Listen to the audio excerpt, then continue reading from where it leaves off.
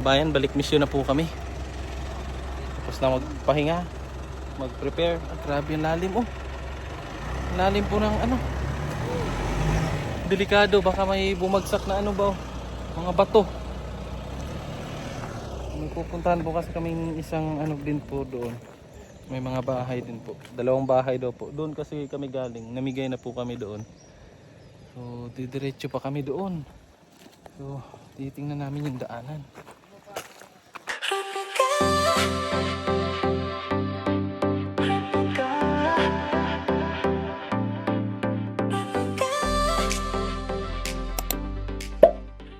Balik na naman sa exciting part.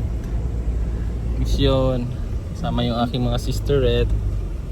Oh, daan na naman kami sa daanang mabato at mabangin.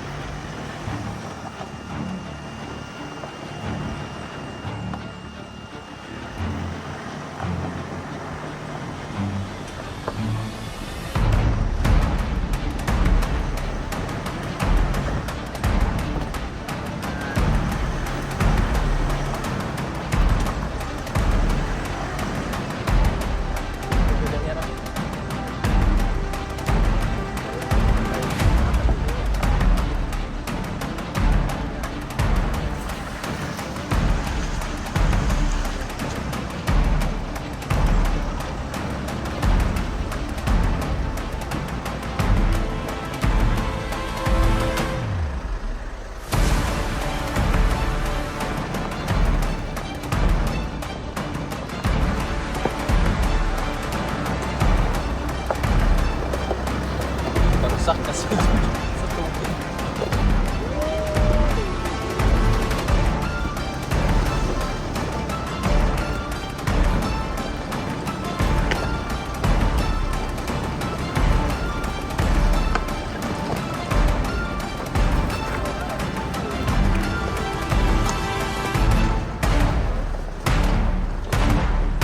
Bastos. Bastos ka, Day.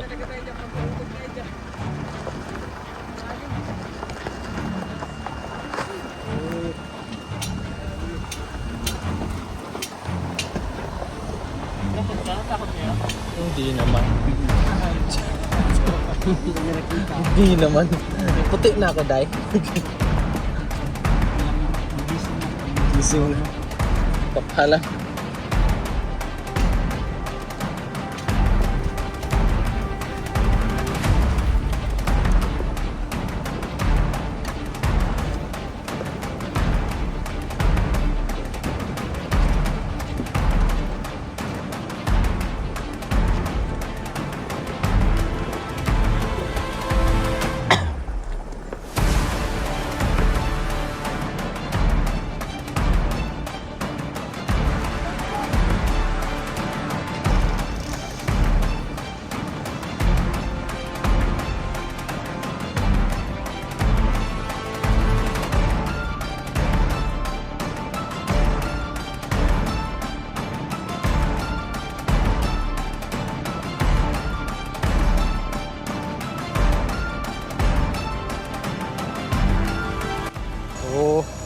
Gutoming na po kami mga kababayan, kaya kakain na po muna kami dito sa may gilid po ng lake.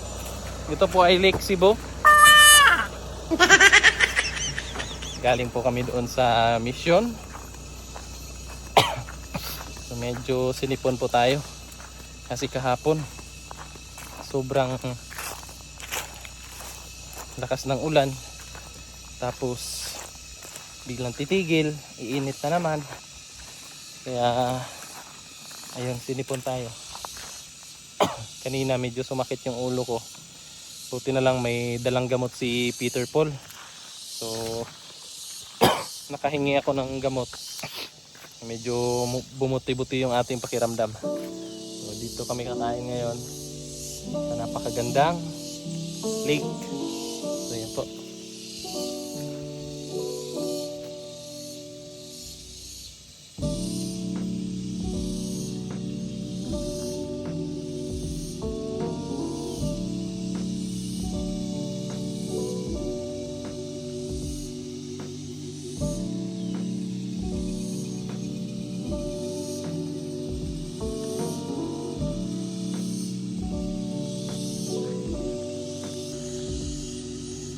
Init day oy. Init. Init dito.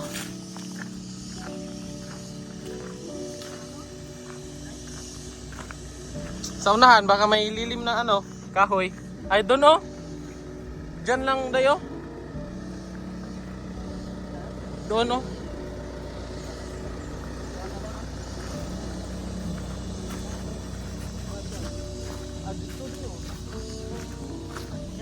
Kurbada man. Delikado kay kurbada. Maganda. Sige, atros. Sardinas si ulam ko, Brad. Kasi masarap. Diba, Brad? Sige. Sige.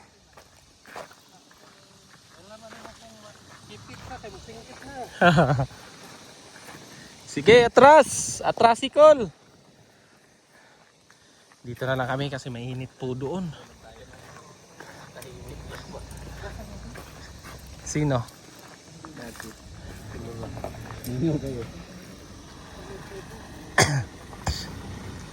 Sige. Sige. Sige. Sige. Sige nak. Sige, init pa, init. Sige. Sige, atras pa. Sige. Sige. Sige. Sige. Oops! Piya mali popcorn. Oops. Aming baon. Ito po yung aming baon. Ito po. Sardinas. Sardinas, Brad. Barat. Sardine. Sardine.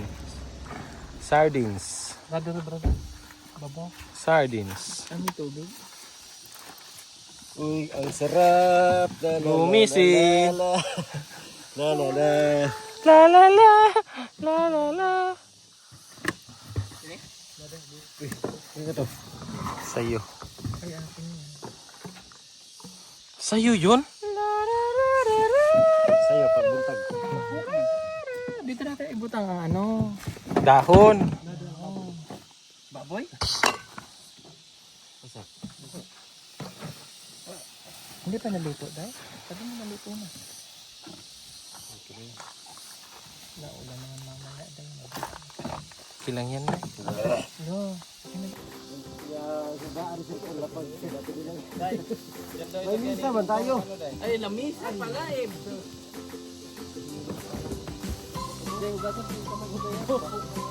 Bot-bot mo yung...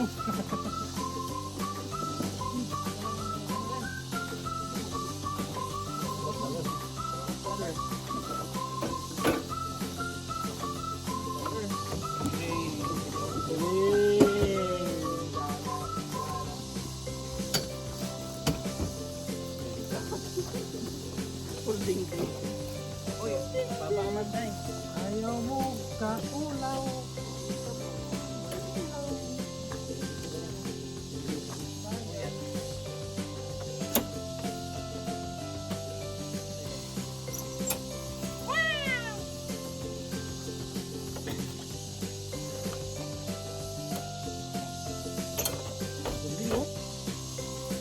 Hindi lang masyado mataas na.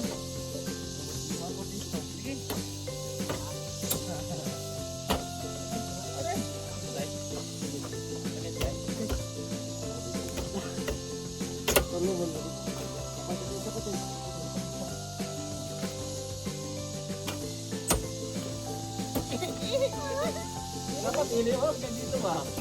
Oo, dito. Dapat palibutan na to.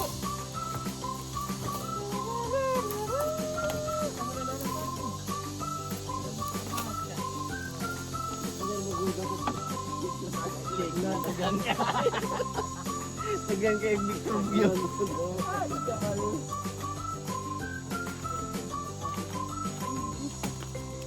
Kanin, ayun lang.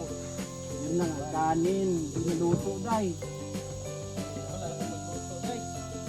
Linlin ka na lang ng ano dahil. Natuto na naman. Balo na gito. Balo na.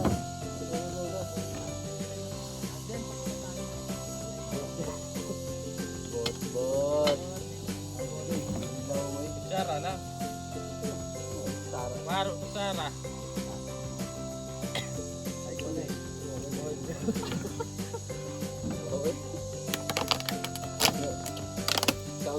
Kampul, kampul.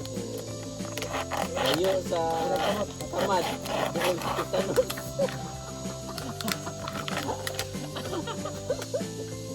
Titanos, Tucson. Titanos. Ang sundang. Oy, Baas. Titanos subscribe. Oo, Titanos, Tucson. right pa no. Right po, marunong sa pagkalusot. Lusot yapon. Oh!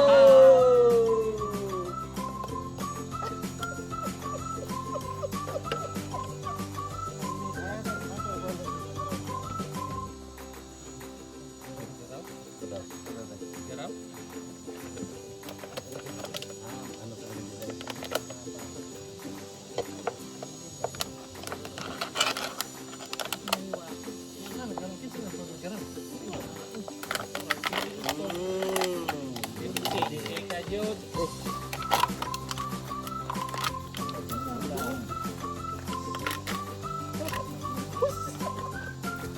Ang galing. Ang galing. Ang galing. Ubod na sa Ang galing.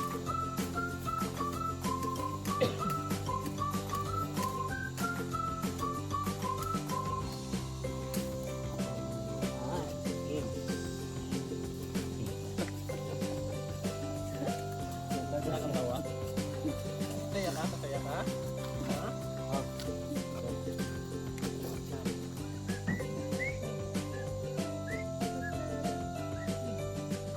Sa ano day? Merong karne.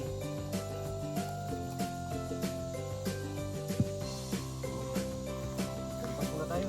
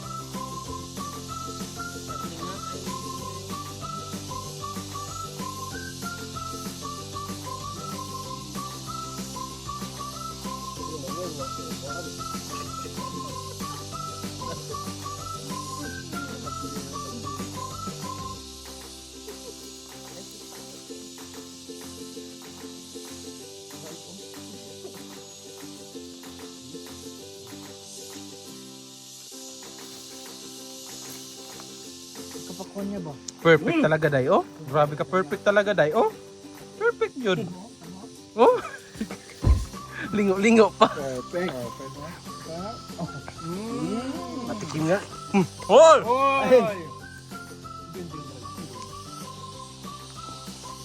Ayan, ka-Junjun, oh. Oy,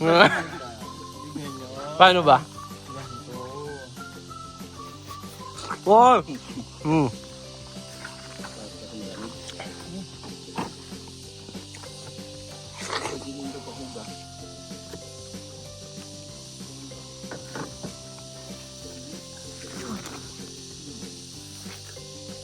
Sarap.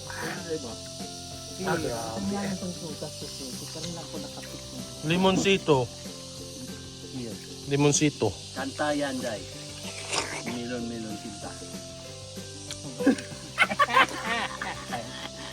Bot. Bot Nemo.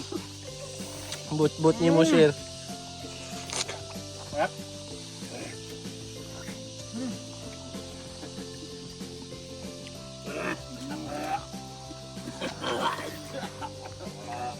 Bau deh kayo niya. Siya kaniya, siya kaniya.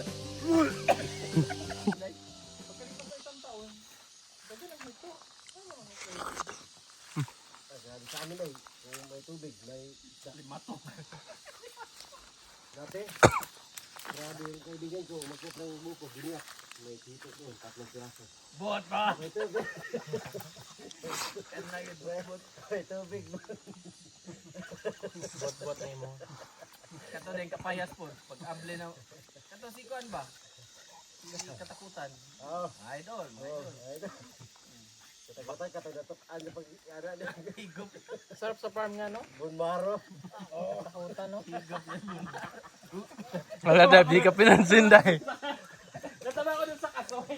Yung kasoy, kinain na. Paano ito? Idol. Sarap nito ang idol. Pagkain kayo.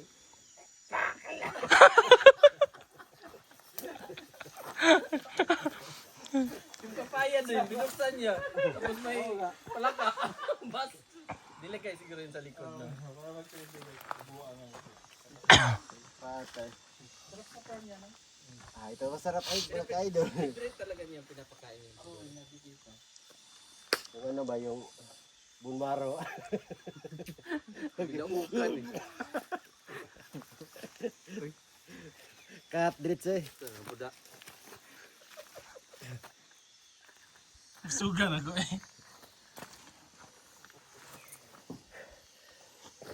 Kilak mo na yun.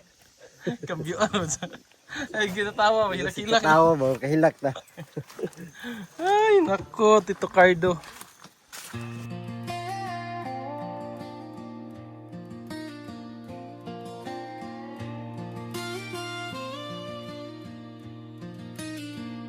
She wakes with the sunrise, coffee on the stove, bare feet on the front porch, watching the wind blow.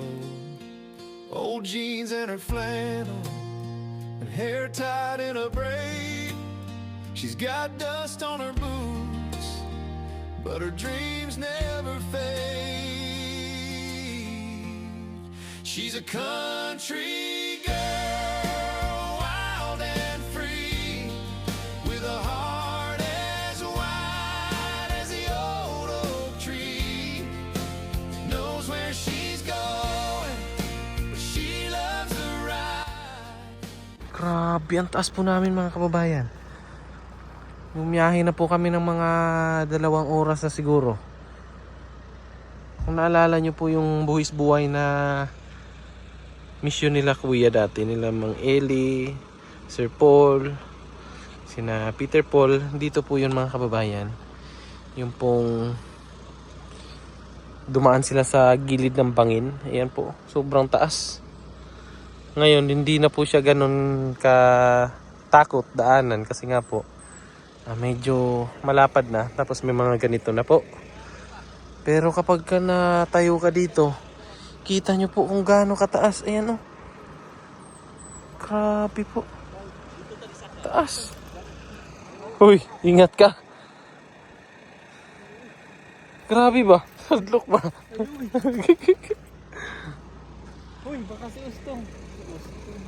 Ustong! Ingat!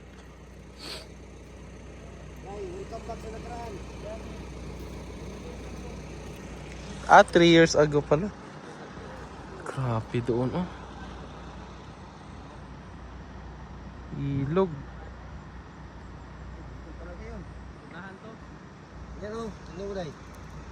Ilog.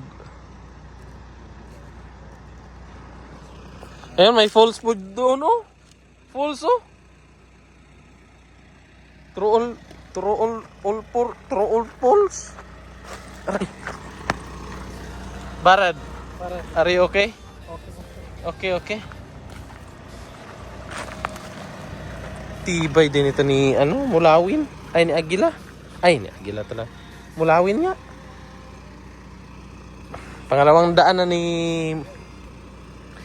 ngayon dito. Mulawin. Nung nakaraan si Mulawin yung dala nila. Yung sila Sir Polo.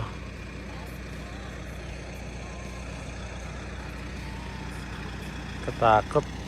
Nakakatakot pero nakaka-amaze. Yung lugar. Sobrang ganda. Yun po. Solid na bato po. Yan. Nakakatakot lang kasi baka may biglang bagsak. Ganyan. Bumagsak yung mga bato. Pero solid naman yung niya. Yan po yun. Solid. Tibay.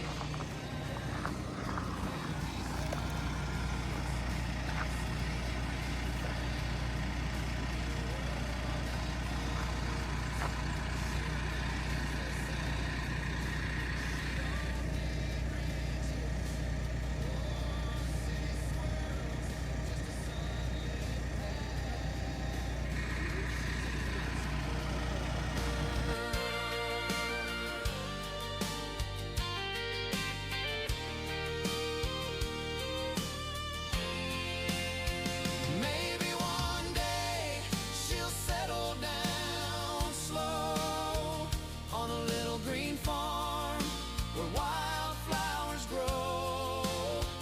But for now she's riding the winds that call, chasing the echoes of midnight's drawl. She's a country girl, so deep. She plants her love where the willows weep. She's got the sky and the open world, can't fence the heart of a country girl.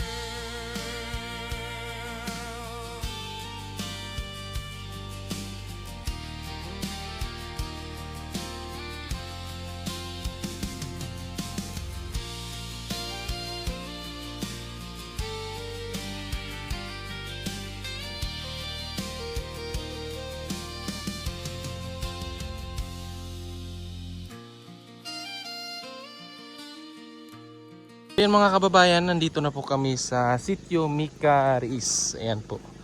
So, dito na sila Sir Paul dati. Binalikan lang namin ngayon. At hindi kami nakasama ni Kuya Mang Eli noon. Yung kasama nila noon ay sila Edito, si Madam Yola, si Istong, Peter Paul. So, sila lang po noon. Ngayon, first time namin ni Kuya Mang Eli dito. Yung ating dinaanan ay sobrang nakakatakot po mga kababayan. Pero sulit naman yung pagdating namin dito kasi sobrang welcome na welcome kami dito.